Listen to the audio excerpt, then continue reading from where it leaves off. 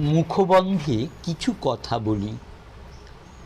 সংস্কৃতি নামাঙ্কিত প্রবন্ধটির অনুরূপ এই প্রবন্ধটিও এক পত্রিকা সম্পাদকের অনুরোধে আমার মতো সর্বশ্রম বিমুখ ও অনধ্যবসায়ীর কলম সঞ্জাত। বহির্চক্ষু আর অন্তশ্চক্ষুর দেখায় যা উপলব্ধ তাই ব্যক্ত করলুম। বক্তব্যে অপূর্ণতা বা ভ্রান্তি থাকলে তা নিজস্ব। প্রবন্ধের শিরোনাম ধর্ম। येन आत्मनः तथा अन्येषां जीवनं বর্ধনং চাপি ধিয়তে সধর্ম।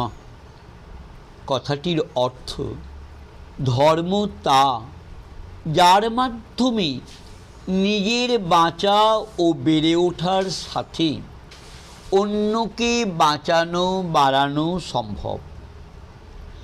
উক্তিটি মহামনীষী শ্রী শ্রী ঠাকুর অনুকূল চন্দ্রের।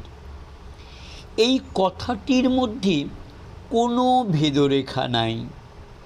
উপনিষদে যেরূপ জাতি ধর্ম বর্ণ নির্বিশেষে সকলকে অমৃতস্য পুত্রা অভিধা দেয়া হয়েছে, এখানেও সেরূপ ধর্ম সংজ্ঞায় সার্বিক কল্যাণের মহত্তম ভাবনা নিহিত। কেবল ভাবনা নয়, ভাবনা যখন শুভ ও সুকর্মে ব্যক্ত হয় তখনই ধর্ম মূর্ত হয়। শুভ ও সুকর্মের প্রথম ধাপই হল সুস্থ ও স্বস্থ থাকার প্রয়াস। সুস্থ শব্দের বিশ্লেষণগত অর্থেই রয়েছে ভালোর মধ্যে অবস্থান। স্বস্থ শব্দের দ্বারা আত্মস্বরূপে অবস্থান বা স্থিতধী স্থিতপ্রজ্ঞ থাকার কথাই বোঝানো হয়। তাহলে কেবল শারীরিকভাবে ভালো থাকলেই চলবে না, মনের মধ্যেও ভালোর প্রবাহ চাই। তবে শারীরিকভাবে ভালো থাকার চেষ্টাই হলো ধর্মের প্রাথমিক কথা। কেননা শরীর হলো সেই এক অদ্বিতীয়ের শ্রীমন্দির বা অন্যতম বাসস্থল। শরীর মাদ্যে খলু ধর্ম সাধনং। শরীরে যদি দুর্বলতা বোধ হয়, শারীরিক তেজ বা স্বস্তি যদি অনুভূত না হয়, তবে কখনো মনের বৃহৎ প্রসার বা উৎকর্ষ সাধন সম্ভব নয়। তাই স্বামীজি গীতা পাঠেরও আগে ফুটবল খেলার আবশ্যকতা বোধ করেছেন। ধর্মের প্রথম কথা আহারে বিহারে আচরণে চলনে যেরূপ থাকলে শরীর ভালো থাকবে, যন্ত্রণা বেদনামুক্ত থাকবে, তার জন্য প্রয়াসী হতে হবে।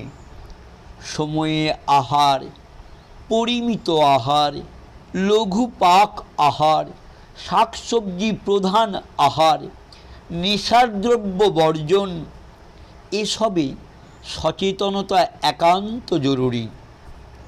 শারীরিক শ্রম বা যোগব্যায়াম প্রয়োজন সাপেক্ষে স্বল্প বা স্বল্পাধিক আবশ্যক। সৎ পথে শ্রমে জীবিকার্জনের সাথে বাড়ির প্রত্যেকে যাতে শারীরিকভাবে পটু থাকে সেদিকে যত্নশীল হওয়া ধর্মেরই অন্যতম অঙ্গ। এবারে আসি ধর্মের কেন্দ্রীয় কথায়, যে কথা বলতে এই প্রবন্ধের নিমিত্ত আমার কলম ধরা।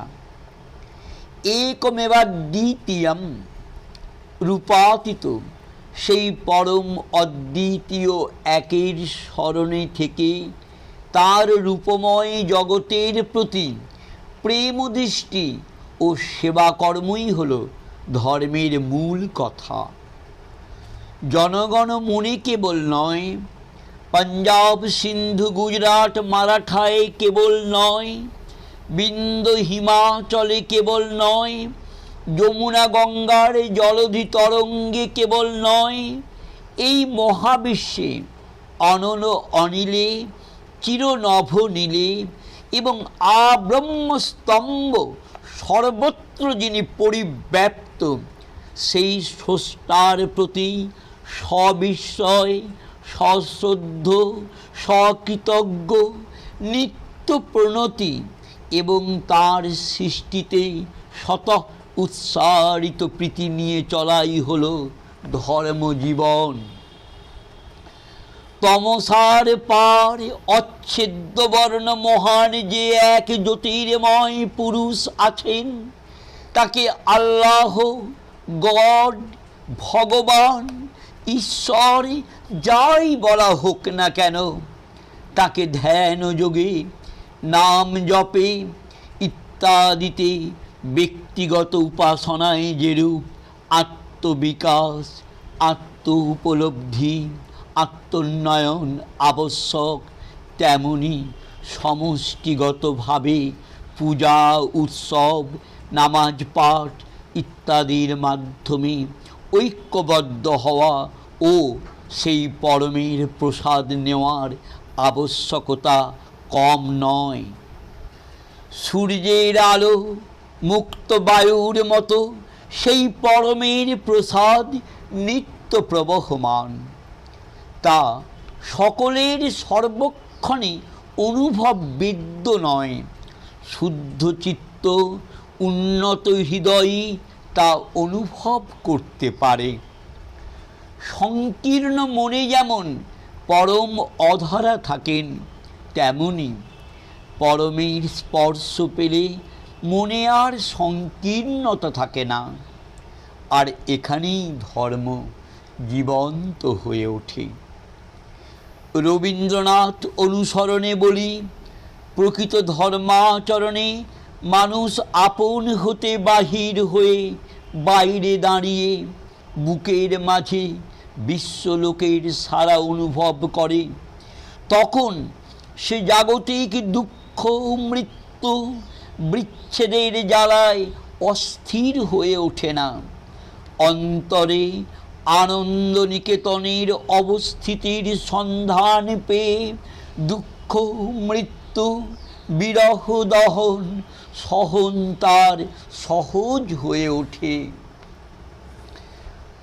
আত্মোপলব্ধিতে স্থিতধী হয়ে ধীর স্থির হওয়া যেমন ধর্মজীবনের বৈশিষ্ট্য, তেমনি আত্মকেন্দ্রিকতায় নয়, চিন্তনে, কর্মে, পরার্থপরতায় ধর্মজীবনের প্রকাশ।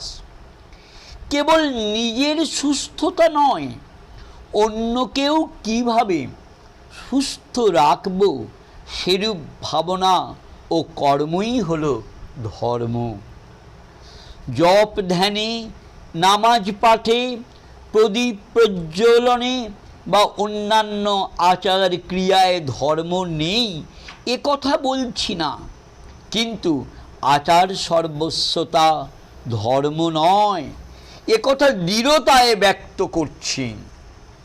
নিজেকে বোঝো আর অন্যকে নিজ স্বরূপকে বুঝতে সাহায্য করো, এটাই ধর্ম।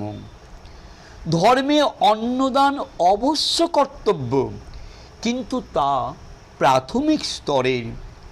শিক্ষাদান ধর্মের মধ্যম স্তরে অবস্থান করছে, আর অন্তরের আলোয় উদ্ভাসিত হতে সহায়তাই হল সেরা সহযোগিতা। সকলেই যেন নিজ স্বরূপ বুঝতে পারে। নিজ স্বরূপ বুঝতে পারলে তার নিম্নগতি রুদ্ধ হবে। সে তখন নিজেকে প্রকৃত সম্মান করার সাথে সাথে সকলকেই যথার্থ সম্মান করতে শিখবে। সর্বজীবে প্রীতি জাগবে। তখনই তার মুখে সঠিকভাবে উচ্চারিত হবে সো অহং, স যোগ অহং। আর অপরের তরে অন্তরে তার শ্রদ্ধায় ধ্বনিত হবে তত্ত্বমসি, তৎ যোগ তম যোগ অসি। আর এই উপলব্ধি হলে তাকে সেবাপরায়ণতার নিমিত্ত সচেষ্ট হতে হবে না।